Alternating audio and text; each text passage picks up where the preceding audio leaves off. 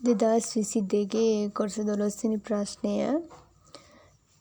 ඒ ඡේදනය B dash අඳුරු කර දක්වන්න කියලා වෙන රූප සටහනක් දීලා තියෙනවා. ඒකේ A ඇතුලේ තමයි B තියෙන්නේ.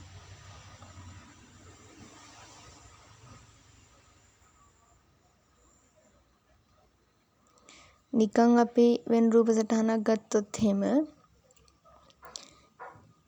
AB ඡේදනයක් එක තියෙද්දි A මේ පැත්තේ තියෙනවා, මේ පැත්තෙන් B තියෙන්නේ. එතකොට ඒ ඡේදනය B කිව්වොත් ඡේදනය වෙන තැන මැදනේ අපි අඳුරු කරලා දක්වන්නේ. ඊට පස්සේ ඒ රූප සටහනේම අපි බැලුවොත් එහෙම ඒ මේලය B කිව්වොත් මේ දෙන්නම අඳුරු කරලා දක්වනවා. ඒ කියන්නේ AB දෙන්නම අයිති කොටස තමයි අඳුරු කරලා දක්වන්න ඕනේ.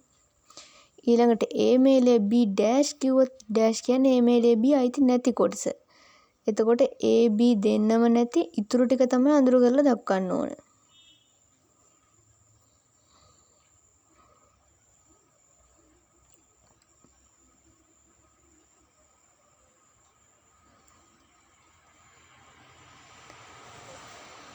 ඩෑෂ් කියන්නේ අයිති වෙන්නේ නැහැ කියන එක. මේකේ A ඡේදනය B ඩෑෂ් කියන්නේ B අයිති වෙන්න බෑ. එතකොට අඳුරු කරලා දක්වන්න ඕනේ A අයිති හැබැයි B ට අයිති නැති කොටස ටික.